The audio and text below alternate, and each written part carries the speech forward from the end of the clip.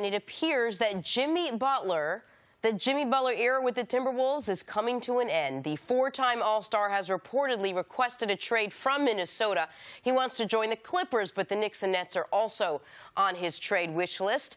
But why the Clippers and not the Lakers? It's being reported he doesn't want to play with LeBron James. All right, Nick, what is your reaction to Jimmy Butler's trade demands? Listen, Jimmy Butler wants to go to L.A. or New York.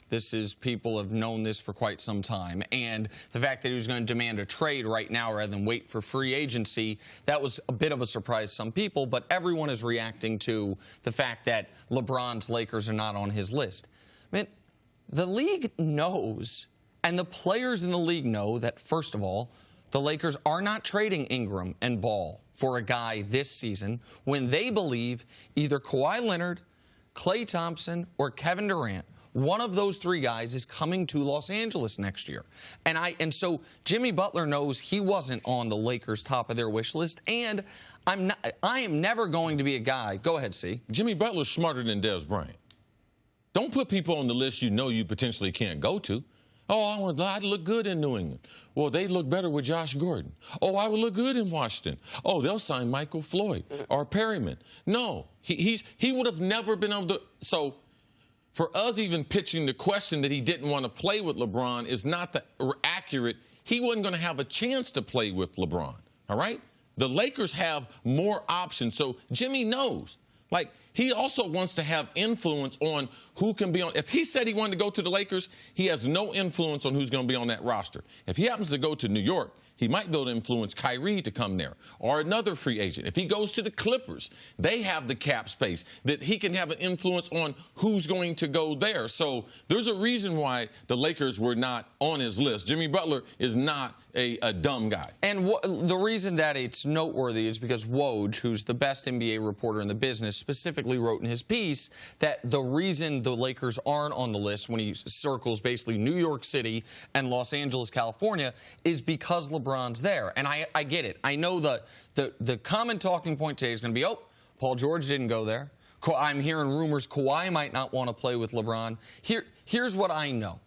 Jimmy Butler and Kyrie Irving, it is more likely than not next year they're on a team together. I'm not sure which team. All three of those teams, by the way, have the ability to add 2 max players next offseason. The Lakers, the Knicks, the Nets, the Clippers, they all have the ability to bring them both there. Here's the other thing I know. The Lakers are so confident that they are getting a superstar this offseason. They, very quietly, part of the Luol Deng stretch provision, they got him to shave $7 million off his salary. Why does that matter? Oh, it gave them to the dollar. Just enough. To offer Kevin Durant his max. Now, I still think Kevin Durant is a bit of a pipe dream, but the Lakers believe Kawhi, KD, or Klay, one of them is going to Los Angeles. There's some buzz that Anthony Davis might ask out about New Orleans.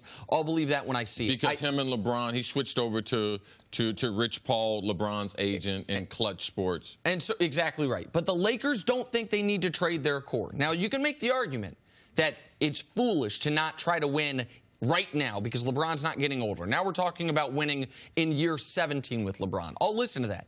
But the Lakers were never pursuing Jimmy Butler.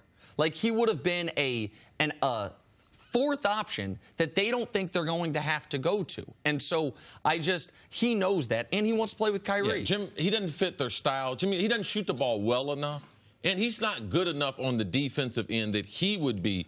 He can't guard multiple guys on the Golden State. Like, he can't guard Steph late in the game. He can't go around all those picks and guard Klay, and he definitely can't switch over to KD. So if you're going to look at someone who would complement LeBron, you're going to be looking at Kawhi, because Kawhi can do all those things, and Kawhi shoots the basketball from the three-point better than Jimmy Butler. So it's just not a good fit for Jimmy Butler in the Lakers. And listen, I think some people hear Chris's point and say, man, Jimmy Butler's a great defender.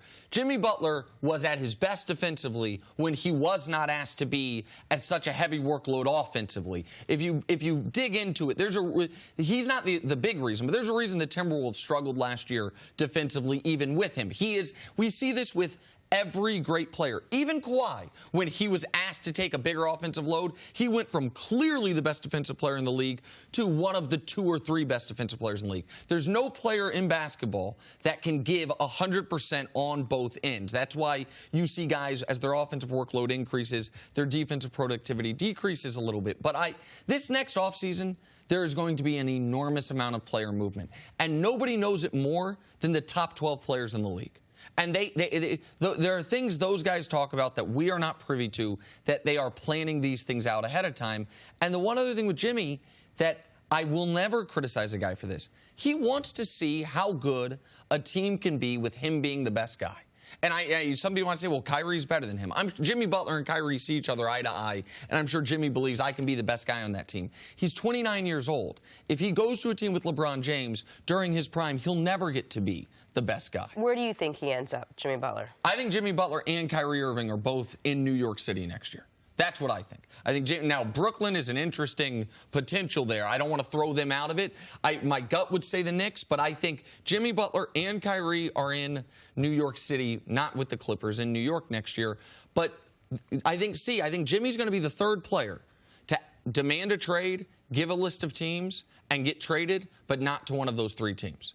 Right? We saw that. That's what happened with Kyrie. He had a list of teams. Boston wasn't on it. It was a soft landing spot for him. That's what happened with Kawhi. I do think Jimmy Butler is going to be traded, but I think it's going to be a Paul George type of situation where a team trades for him on speculation to try to keep him after this year, even though they're not on his list. Knicks fans, be patient. Scott Perry, the general manager, they're going to get 2 more stars in the next year. Thanks for watching. Subscribe here to get the latest from the show. Also, be sure to check out more of the best clips from First Things First, or go watch a few segments from our other shows on FS1.